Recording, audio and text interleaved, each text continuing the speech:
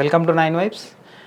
వరంగల్ పార్లమెంటుకు సంబంధించి అక్కడ బలాబలాలేంటి, కాంగ్రెస్ బీజేపీ టీఆర్ఎస్ల మధ్య ఉన్న పోటాపోటీ గురించి మాట్లాడుకునే ప్రయత్నం చేద్దాం. కాంగ్రెస్లో దొమ్మాటి సాంబయ్య, శోభన్ కుమార్. దొమ్మాటి సాంబయ్య గిట పోలీస్ అధికారే, కాకపోతే సారారాణి మీద పోటీ చేసినప్పటి నుంచి ఇప్పటి వరకు ఆయన రాజకీయాల్లోనే ఉన్నారు.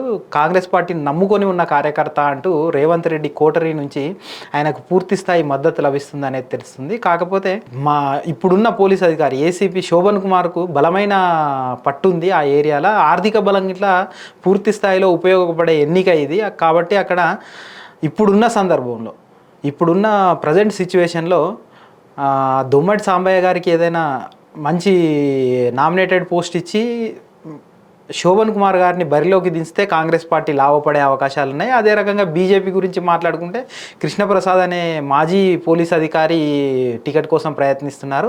రాజభద్రయ్య పరకాలకు సంబంధించి మున్సిపల్ చైర్మన్, ఆయన ఇట్లా టికెట్ కోసం ఆశిస్తున్నారు.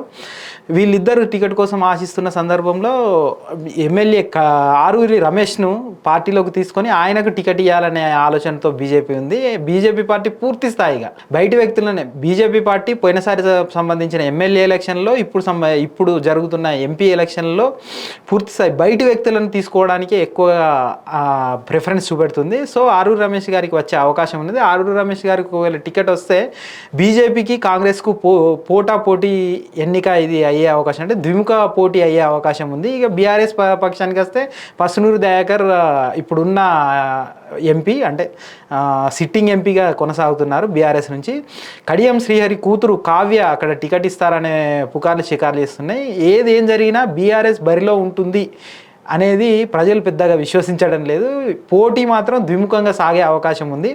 ఆరూరి రమేష్కు, శోభన్ కుమార్కు ఒకవేళ టికెట్లు కేటాయిస్తే ఆ పార్టీలు, వాళ్ళిద్దరి మధ్యలో ఒక బలమైన పోటీ ఉండే అవకాశం ఉంది. వాళ్ళిద్దరు కాకుండా కాంగ్రెస్ నుంచి దొమ్మటి సాంబయ్యకి ఇచ్చిన పరిస్థితులు పూర్తి స్థాయిలో అధికార పార్టీకి ఉంటాయా, లేదంటే బీజేపీ వైపు మొగ్గు చూపుతాయా అనేది పరిస్థితులు నిర్ణయించే అవకాశం ఉంది. ఇప్పటివరకు అయితే అక్కడ ఉన్న ఎన్నికల బరిని పూర్తి స్థాయికి క్షుణ్ణంగా అధ్యయనం చేస్తే మాత్రం శోభన్ కుమార్కు కాంగ్రెస్ టికెట్ ఇచ్చి బీజేపీ నుంచి ఆరూరి రమేష్కు టికెట్ ఇస్తే బరిలో పోటాపోటీగా సాగుతుంది అనేది అక్కడ ప్రజలు అనుకుంటున్న మాట.